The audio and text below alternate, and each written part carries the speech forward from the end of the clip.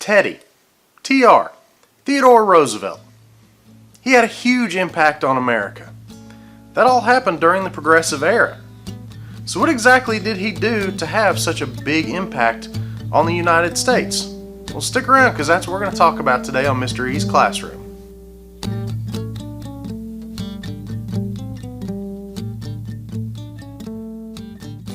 Hey ladies and gentlemen, Mr. E here.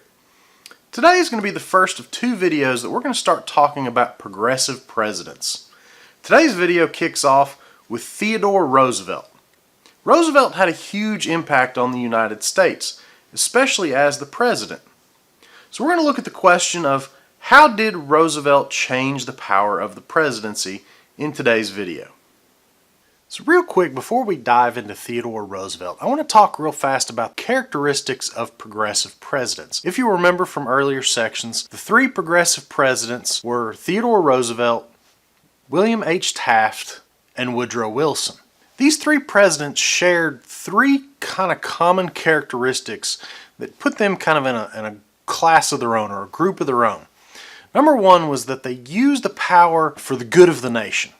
They did what they did because they genuinely thought what they were doing would help everybody in the country. The second main characteristic is they were both powerful politicians, but they're also incredibly involved politicians. And number three is they all worked to regulate industry to give power back to the people.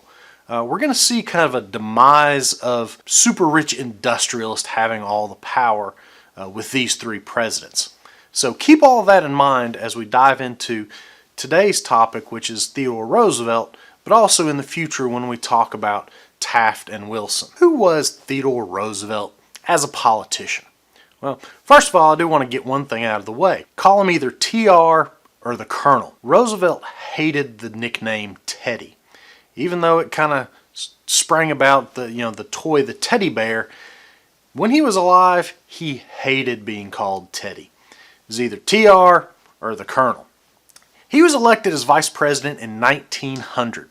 After the Spanish-American War, he went on to have a very successful career as governor of New York, the state of New York. And that kind of put him kind of on the Republicans' radar as a very popular politician. People loved TR. Unfortunately, he didn't quite have the exact same mindset as most of the Republican politicians of the day. He wasn't really what you would call big business friendly. In fact, he was kind of anti-big business.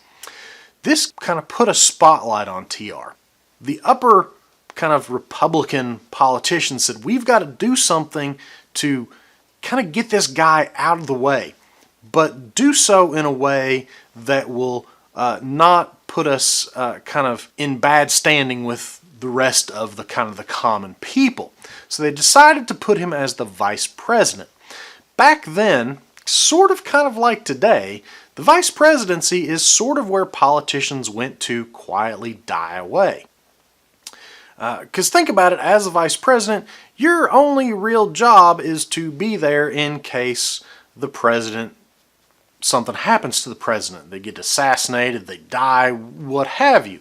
Now there are a few other things that the vice president does, but really and truly that's kind of the main thing the vice president does. So they said, hey, let's make Theodore Roosevelt vice president. That way we don't have to worry about any of his anti-big business ideas. He'll quietly kind of go away, but people will be happy with us because we made him the vice president. Well, unfortunately for the Republican Party, the president at the time, William McKinley, gets himself assassinated. He dies, and Theodore Roosevelt steps up and is now the president. Those Republican kind of upper level people, they're sort of like, oh my God, what just happened? Because they effectively put the one person in charge that they never really wanted in charge. Once he became president, Roosevelt used what he called his bully pulpit. Bully pulpit was an old-fashioned term to just mean some sort of platform to advocate some sort of agenda.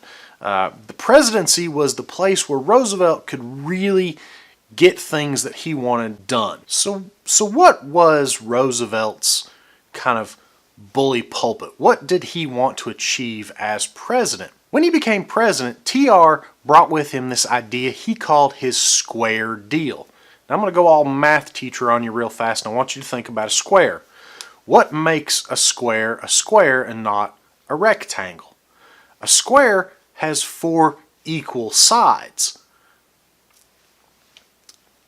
Roosevelt's square deal was meant to be something fair and equal for everybody across the board. The square deal had basically 3 main components, the 3 C's of the square deal: consumer protection, conservation, and control corporations. Roosevelt thought this square deal was a way to help everybody in the nation. Again, think about those characteristics of the progressive presidents. He believed that this would also help to create a fair government, and it would keep powerful and wealthy people from taking advantage of smaller businesses and the poor. To help understand the mindset of Roosevelt when he brought about this idea of the square deal, I've got this great quote for you. And it says, "When I say I believe in a square deal, I do not mean to give every man the best hand. If good cards do not come to any man, or if they do come, and he has not got the power to play them, that is his affair. All I mean is that there shall be no crookedness in the dealing." Roosevelt saw himself kind of like a card dealer. In this square deal, Roosevelt said, I'm going to give everybody an equal chance.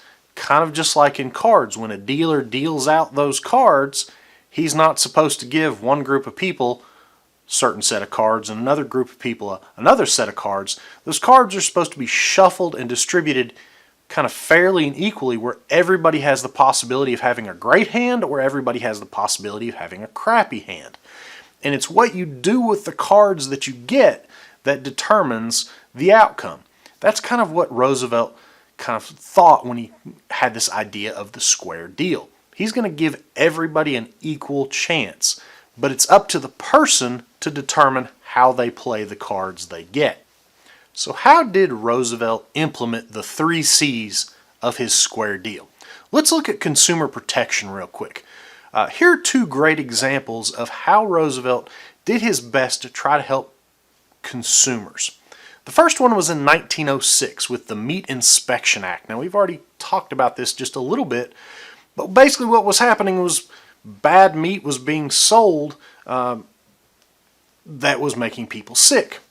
The Meat Inspection Act basically says that any meat that is sold has to be inspected by a certified government inspector who's supposed to do his job, and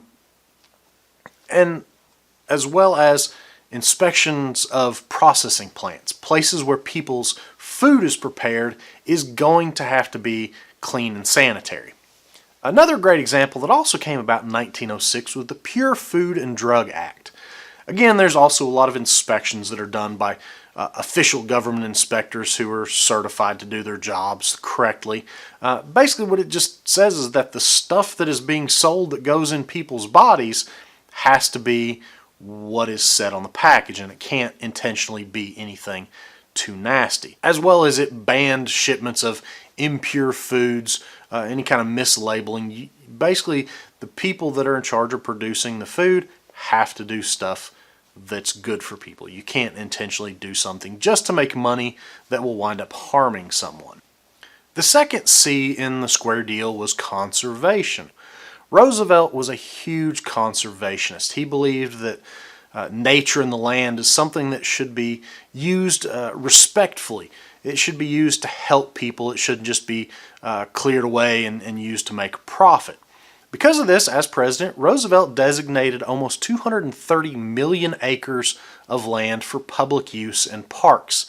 He created what are called national forests, about 150 of them. He also created 5 what are called national parks, places that would be preserved forever, where people could come and experience and enjoy nature. In order to kind of manage all of this stuff, he created an organization called the United States Forest Service. Basically, this is the group that looks over all of those national forests. He put a guy named Gifford Pinchot in charge. Gifford Pinchot kind of was along the lines of John Muir, who was also a big friend of Roosevelt, in that nature should be something that should be looked at and used respectfully. You shouldn't just go and cut down all the trees just to make a buck. You should be selective about how you cut down trees. Only cut down the trees that are necessary to be cut down. That kind of stuff.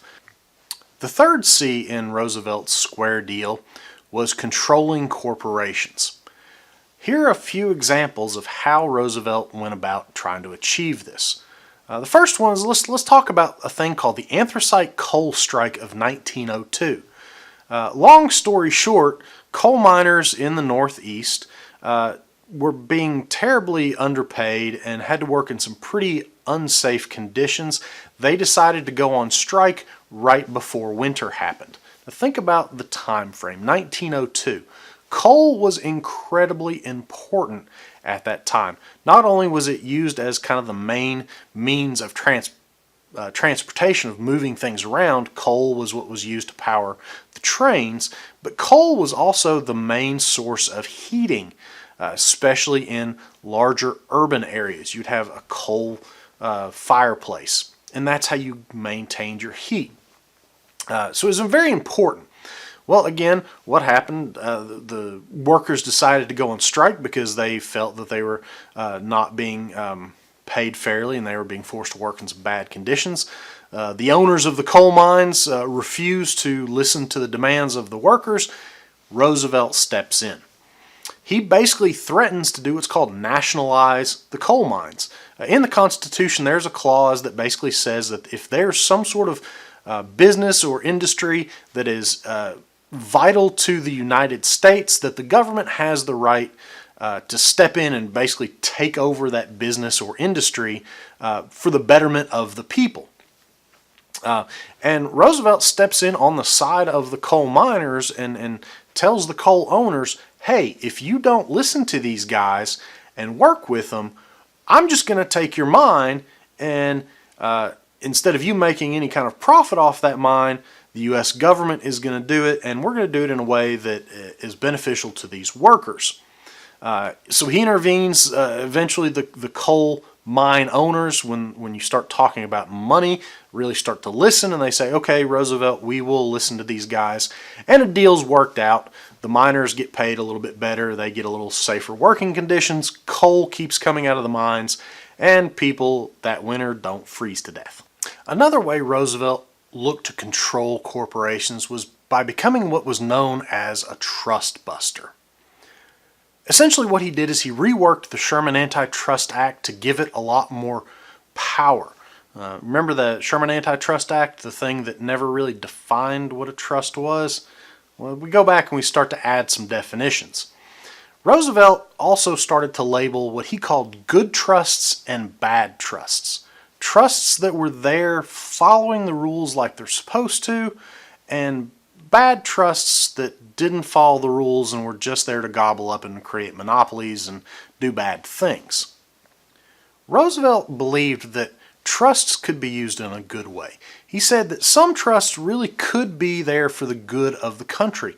As long as they followed the rules, as long as they were closely monitored by the government, that was fine. If a trust was doing what it was supposed to, that's okay. It's a good trust. Other trusts simply really just hurt the country and needed to be split up. I really love this cartoon behind me right here. It shows a prime example of how Roosevelt looked at trusts. The bad trusts, well, you can see what happened to them, but the good trusts, they were allowed to be around as long as they were on a leash. But here's the thing about Roosevelt. He wasn't really a trust buster. He didn't go after all the trusts out there. He was what was really more of a trust regulator. He made sure that people followed the rules. He made sure that those trusts did what they were supposed to and didn't grow so powerful that they were actually causing problems. A few other things that Roosevelt did to really try to control corporations. The Elkins Act of 1903. It basically put fines on railroads that gave special rates to certain clients. Think back to populism and why the populists hated the railroads so much. The railroads were given a better deal to the big corporations instead of the small farmers. In 1906, Roosevelt pushes through this thing called the Hepburn Act.